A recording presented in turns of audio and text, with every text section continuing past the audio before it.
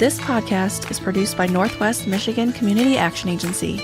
The Collective Us, an NMCAA podcast, focuses on inspiring you through stories of those we've helped through our programming or by linking local resources to community members in need. Join us as we learn about the programs offered through NMCAA and how we touch people's lives every day.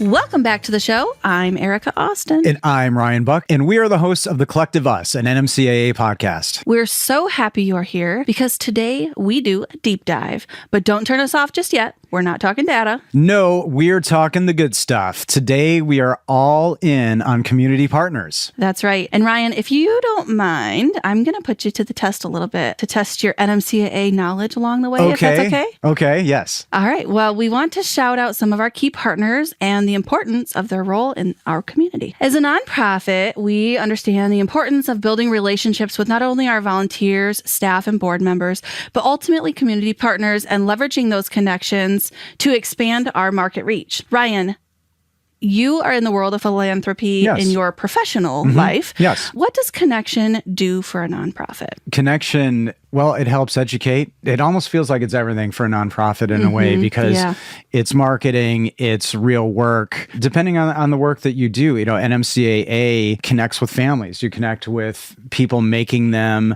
better for now and for the future. So you need to connect with the people you serve and you need to connect with your community to get support. We talk a lot on the show about how it takes financial support, it takes volunteer support to make a nonprofit happen and to support all those workers. In NMCAA's case, 370 plus. And if you don't have connection, you don't have culture either. Right. Well, we've got a lot to get to. So starting off, let's start with food insecurity. Ryan, can I put you to the test? Can you name NMCAA's 3 food programs? 3 top food programs? Yeah, 3 food programs. Go for it. All right. Can I do them by their acronyms? Absolutely. Because that is kind of our thing at this point. Yeah. Okay, let's do it. wait. TEFAP, right? Yep. TEFAP. MOW, and we don't say Mo. We don't say Mo.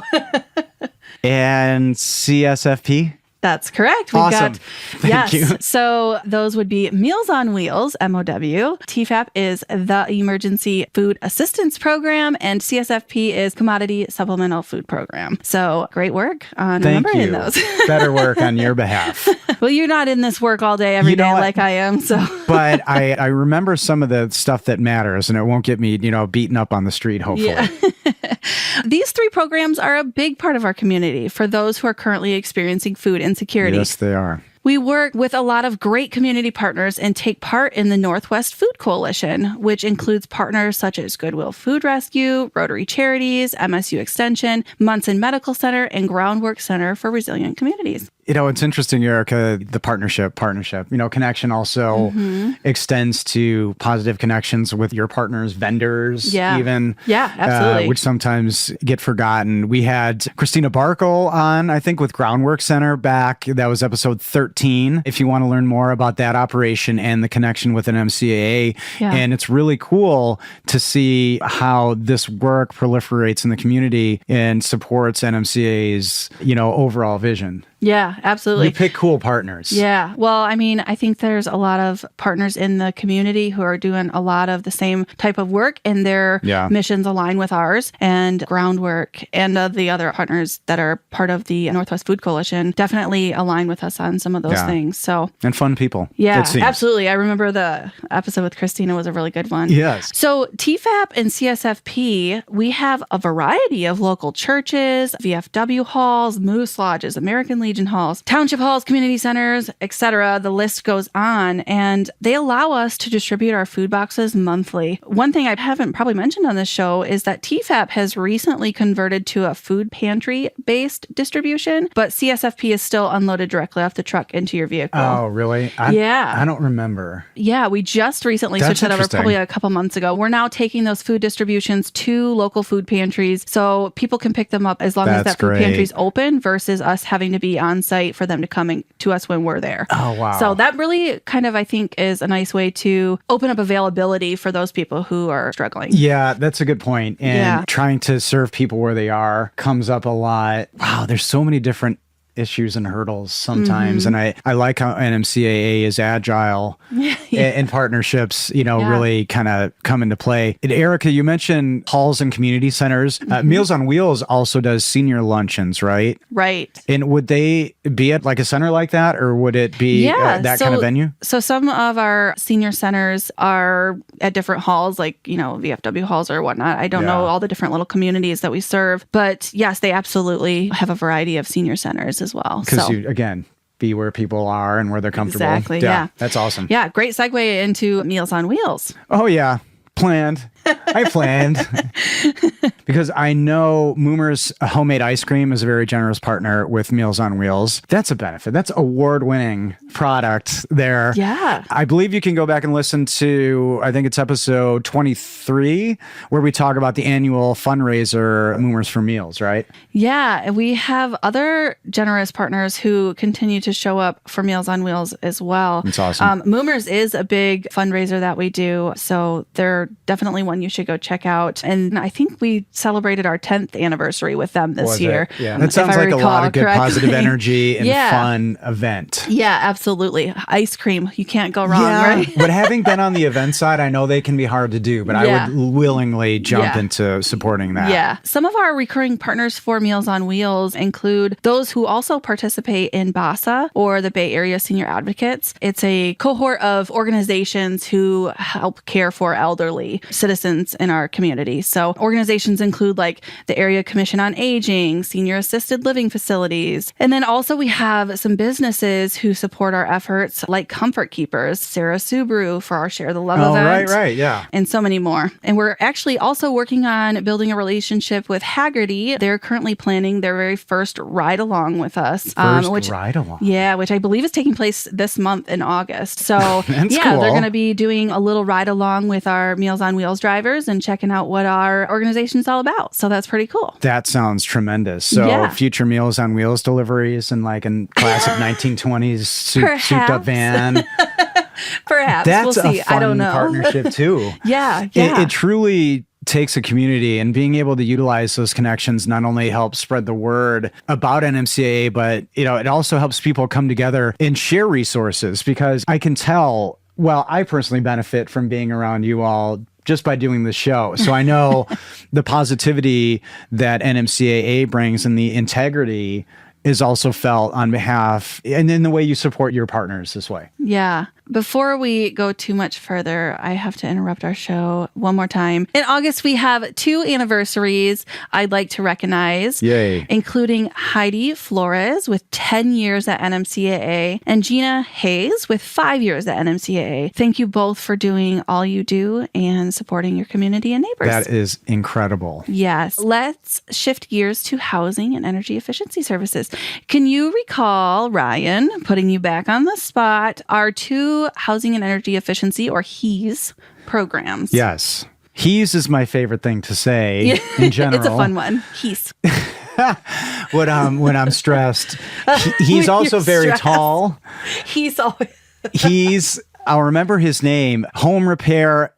I remember that's where the We've Got You. Yeah. And I identify personally a lot with a lot of the subjects that are discussed here, because I'm a person too, and I have my own challenges with home ownership and kids in school. Yeah. The ease with which you make the process for significant or minimum home repair for people is really amazing. And I remember, and it's not necessarily home repair, but it was a very profound episode for me where NMCAA helped a gentleman get water back for the first time in a long time, plug in another episode. And the partner that was in the room there was really a caring partner. It was a plumbing business owner who I could tell took a lot of time and a lot of care in doing that.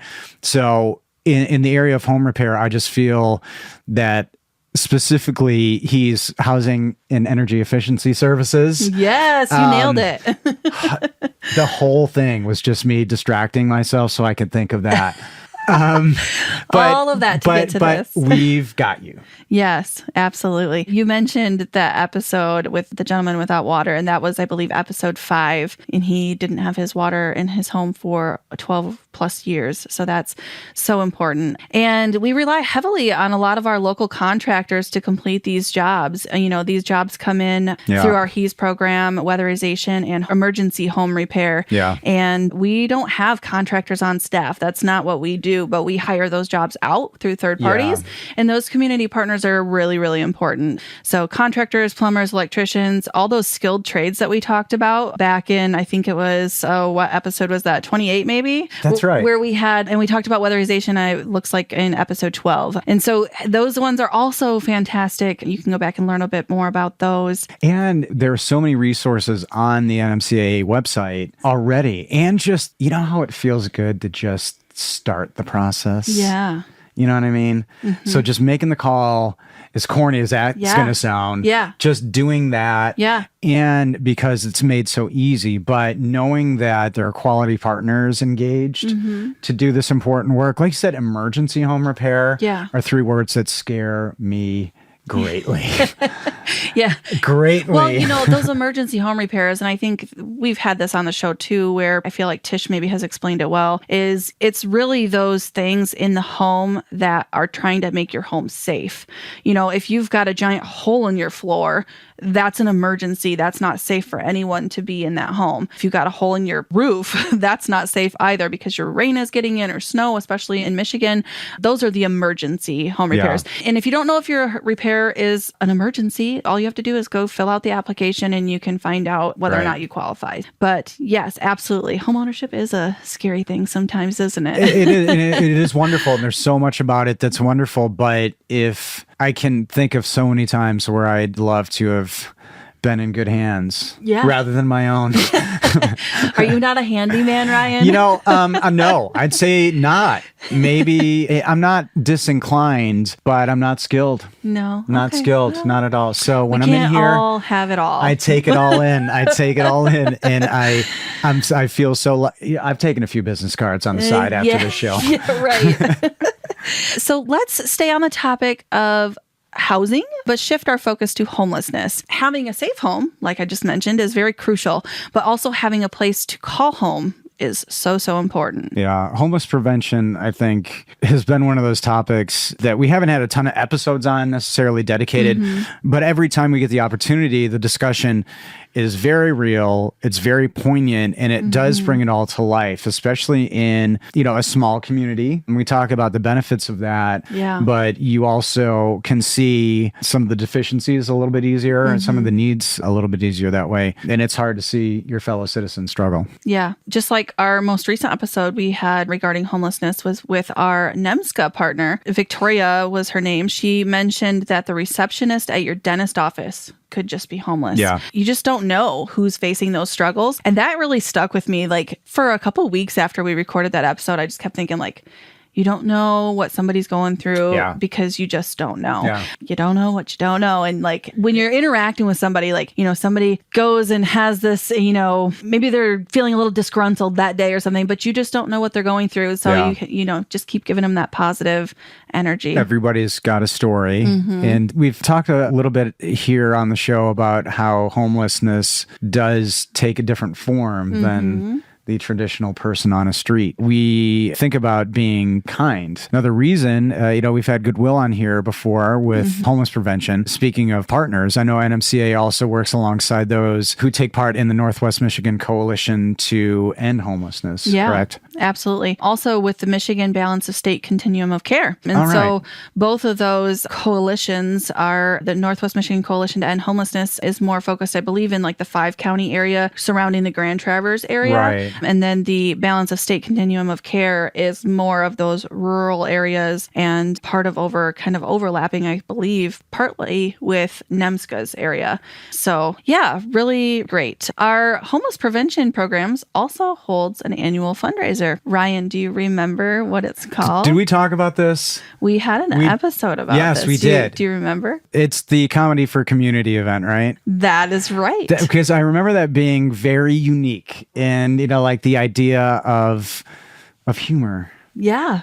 being okay. It's okay to laugh. Get those endorphins going. Yeah, absolutely. We've built some really great partnerships with the vendors over the last couple of years for the Comedy for Community event. We do this over at the venue. That's what it's called, the venue. Oh, yeah. In Cadillac. And the truck stop provides the food. And we've got a couple other sponsors in the past couple of years who've developed actually into some new partnerships, not only just for our homeless prevention department, but also in other areas too. One of those includes Forest Area Federal Credit Union. Oh, that's awesome. Yeah. So we often find businesses who we partner with, they partner with us on a variety of levels. They might partner with us in one program, but then also in another. Right. And get you're passionate like, about how do they connect with this program This is versus how you create a super partner? Is that what you're saying? Maybe that's what we should call them. The super partners. The super partner. That's cool. One of those is also Precision Plumbing and Heating. They sponsor for a lot of Meals on Wheels events, but also they're one of our contractors for our HEs. Yeah.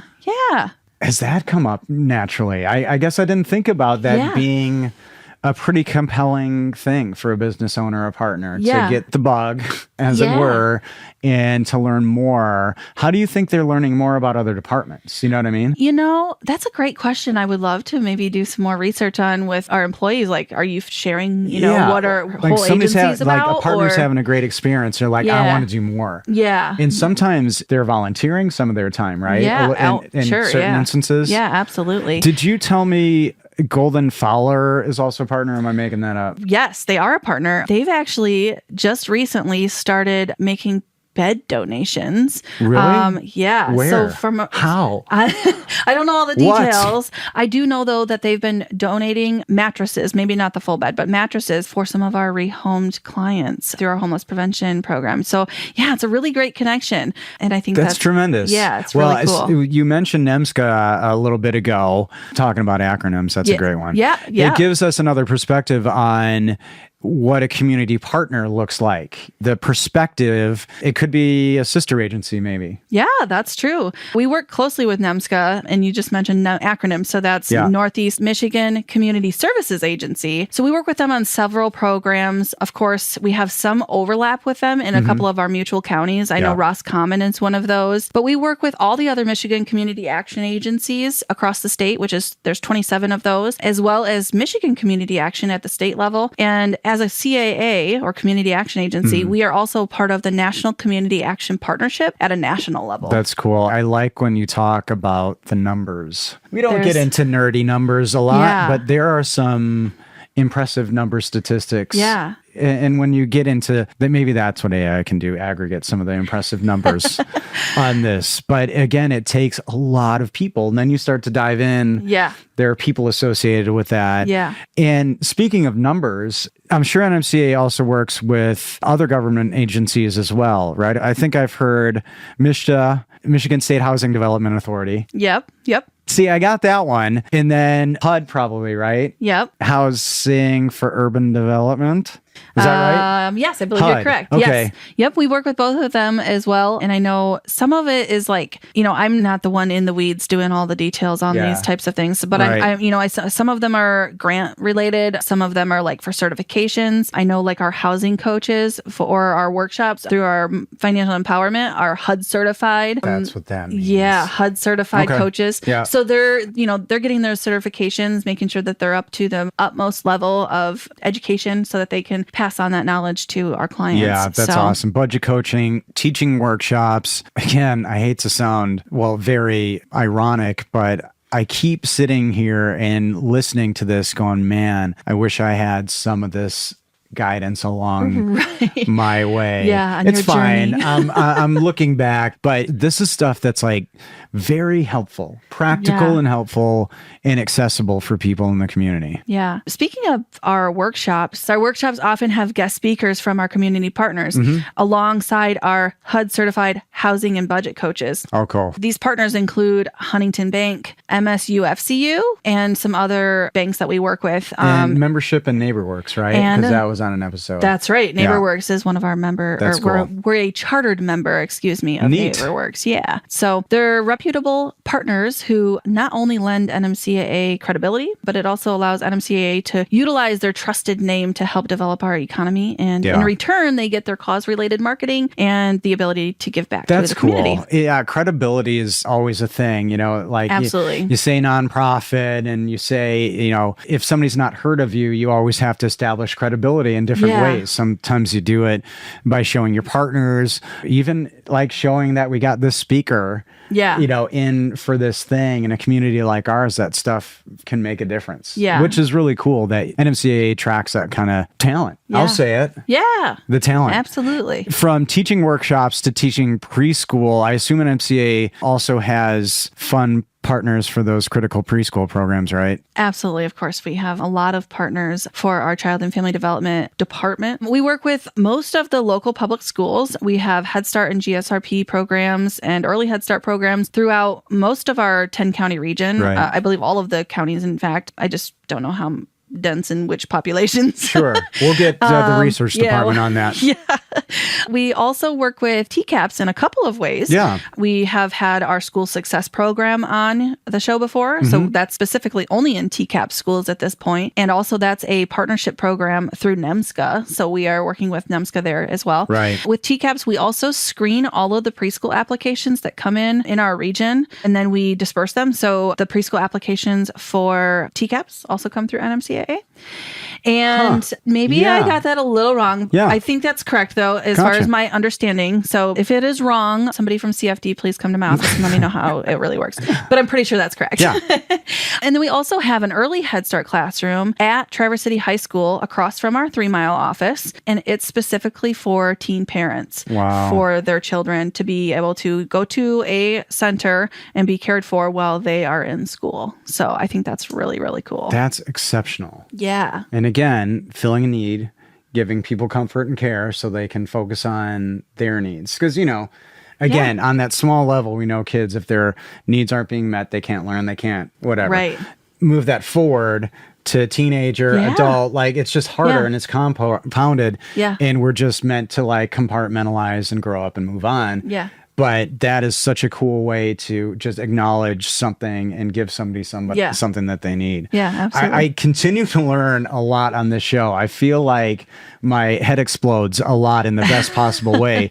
Are there more child and family partners? Because we talked another recording recently about the Child Caring Now initiative, right? Didn't we have them? Yeah, we've had them on episodes 16, and also we had a representative from them, Child Caring Now, on episode 29. Nice. And those are some of my favorite episodes. They really are and maybe it's just my love for learning about child development. Maybe do you learn in the moment in here, as a parent? Because I take away a lot. I do. I really do. And hearing educators and people in that world talk about how children are developing and how to talk with them and how to get on their level and things like that, to me is I know it, but then you hear it again and it's reiterated. Yeah. And I walk away with a lot. I feel so good after those episodes. Yeah. Maybe that's why they're my favorite. It's even though we don't get full tutorials here in this space, it's still just a cool reminder that this stuff takes work. Yeah. And there's really cool work going on in the community that's focused on it. Yeah. And so we not only Child Caring Now initiative, but we also have partnerships with Great Start Collaborative, Strong Beginnings. Plus we have collaborative centers. I think we have, I want to say 4 or 5. Also, our Child and Family Development Program has a partnership with Michigan Works for an apprenticeship program. That's cool. So somebody could apprentice in a classroom? Yeah, I believe so. Wow. Don't quote me on that again. I'm not the expert, but I know that that's a fairly new thing that we just started doing. I want to say it's been within a year. So that's a pretty cool thing too. Yeah. We're also partners with Generations Ahead, Northwest Ed, and so many more. I feel like you need to have those tethers there, especially that Michigan Works for apprenticeship. That's kind of a neat thing to be able to see if it's for you. Because I imagine in concept it is, but it's better to know ahead of time. Right. Got to test drive the car. Yes. Yes. And always honk the horn. Yeah. Make sure your blinkers are working. Yeah. But maybe if it's not for them, they're inspired by something else. Yeah. But it's cool that you have those partnerships so you can have, again, the best chance to get the best talent, like we've said, in the pool. Before we go, well, I'm looking at a marketing person here. Yes. How interesting. We haven't talked about marketing. Yeah. Maybe that's just because you're just full of integrity and this is real. But it has to be said that the word has to get out. Absolutely. We couldn't get the word out without all of our local media partnerships. I've been working, I've been here with NMCAA now for about a year and a half. And some of the partners that we've been working with include Record Eagle, the 9 and 10 Media Group, Midwestern Broadcasting, and recently Lamar, the billboard company. Oh, right. So we've got some really great media representatives. We also work with the others that haven't been mentioned, but those are the ones that we seem to work with more often. So just a shout out to them. Obviously, we can't leave out like the Up North Live Sinclair Broadcast Group and, McDonald Garber Broadcasting. We certainly have contacts there as well. And not to belie some of your mysterious background, but having some experience in this, I feel like when we talk off mic, you get the value of this stuff. Like get how important it is to have good relationships and positive relationships with, especially in a small community, because I do think people pay attention to the media that happens here, printed or otherwise, which makes me happy. I still pick up a magazine or Northern Express every Monday. Yeah. I love that you highlight it with a pen. Oh my gosh. Okay, we need to talk more about that off mic because I'm like giddy with marketing excitement. So there's great media representatives all throughout the region. So, certainly couldn't get the job done of getting the word out without them. And they're wonderful representatives who also care about our mission. And, they know that we're a nonprofit. It feels that way you can kind of tell. And that's cool.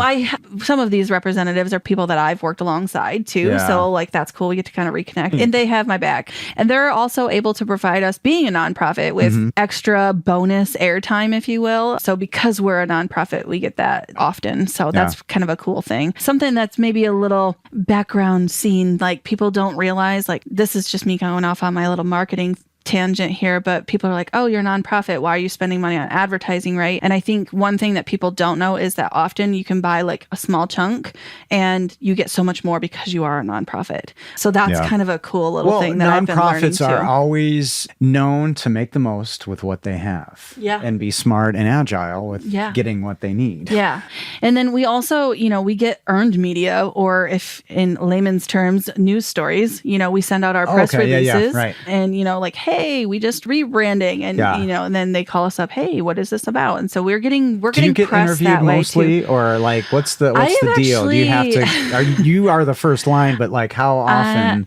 I actually am not the one who's normally being interviewed. I'm certainly always up for that. I mean, I sit behind the mic here, so I'm always up for that. But typically when we're sending out a press release, it's about something specific related to one of our departments or programs. And so I think making those connections for our representatives or reporters at those media outlets, connecting them directly to somebody who's in the program makes the most sense. So I'm certainly the connector on that. But if I may, that is atypical for your position.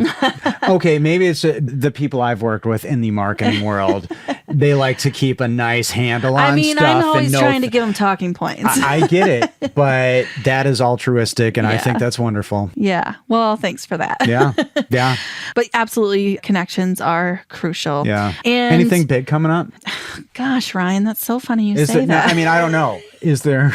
Is there anything to talk about? Are you scratching your head? A little bit. I don't know. We've got all of these really fun things happening this year with our rebranding that just launched back in July. A new logo, all of that fun stuff. And then, we had a new website that launched at the end of July. And we talk about that website a lot on the show. It is coming out. As we're recording this, it's coming out tomorrow. Whoa. What? Wait. Yeah. Okay, so this will be a couple of weeks from this episode airing. But that's awesome. And then, you are well aware that we are planning our 50th anniversary at the end of September. Yeah. It's popping right up. Yeah. So we 50th. Yes. 50th. 50. Yeah, it's a big number. It's really cool. You know, I actually just yesterday asked our HR director to give me a list of our employees, as we always call out our employees on the show who have been here for a good amount of time. Yeah. We have over 20 employees who have been with the agency for 25 years. I'm not even joking. I am so incredibly just that is wowed. Moving. Yeah, absolutely. And so with our 50th, we can't forget to shout out the partners that are helping us with that anniversary event. That includes NMC, the Denos Museum, Excel Office Furniture, and again, Golden The previously Fowler. mentioned. Yeah. Well, I know we're a little ways away from that, but I remain very excited about, that is an event. It's going to sound a little hammy, but I like the connections that'll happen that day. Yeah. I think it's going to be fun and interesting and different. Yeah. But I think we're going to give some really cool experiences. Yeah. I'm very pumped about the 50th anniversary. I think we're going to have a lot of really great takeaways from that day. Not only just you and me, but the whole audience, as well as the guests who we're having on stage with us. I think it's going to be so cool. So I'm excited to get the final details nailed in the coffin on that one. So, well, Ryan, we are coming to the end of the episode. So I think it is time for you to give us your take. I remain in awe of the work that NMCAA does, the focus that it does, and the way that you select your partners. The more I hear about it, it's big stakes of what you do, of who you serve, and who you choose to work with. That's a huge responsibility on both ends. And I know I maybe said versions of this before, but again, the things you do, it's not just things for kids and educating children, but protecting homes. I am really, really taken by the quality of people you surround yourself with. Mm-hmm. And that's always a measure of how some people value a person. If they don't know you, they're going to look at who you surround yourself with. Right. And it takes all of these people and organizations to do it. Yeah. So I think that's an awesome take. And I think you are spot on too with the idea that, the people that work at NMCAA, and I know you've said this off mic before, like our guests who we bring on are all just super rad. And I feel like everyone who works at NMCAA who've been here, a year or more they dive into the job that they're doing. They're passionate about the work that they're doing. And me, I love the analogy, if you will. I drank the Kool-Aid. I feel like everyone at NMCAA is drinking the Kool-Aid because we are so passionate. And I think anybody you talk to is passionate about their program. And then those partners too, I think we're doing a really great job right now with picking who those partners are and aligning with, right? They align with our mission and hopefully we align with theirs as well. It's a reciprocal relationship and that's really cool. And again, we talked about it earlier in the show. You've had, partners engaged for a single purpose and they've found a way to branch out. Yeah. So absolutely. That really says it all. Yeah. I think that about wraps it up for today. If you are listening today, thank you for hanging out with us today or any day you hang out with us. We truly, truly appreciate your listening and we appreciate your engagement. Yeah, absolutely. To the collective, if you enjoy listening to this podcast and would like to consider becoming a sustaining donor with a recurring gift or contribute a one-time donation, please check out nmcaa.net/donate and type the Collective Us podcast in the special instructions. If you're a business and would like to sponsor the show, please send us an email at collectiveus@nmcaa.net and put sponsor in the subject line. As always, don't forget, we'd like to share your community stories. So if you have a story to share, send us an email at collectiveuspodcast@nmcaa.net. And if you enjoyed today's podcast, please share this episode or the show link on social media. Follow the podcast to know when a new episode drops and rate the show. It truly helps us continue to get the word out on all the good NMCAA does in the community. If you'd like to learn more about Northwest Michigan Community Action Agency or the programs we offer or would like to make a donation, we encourage you to reach out at 231-947-3780 or visit our website, nmcaa.net. And to the collective today, we encourage you to continue to strive each day to do something to help yourself or your neighbors.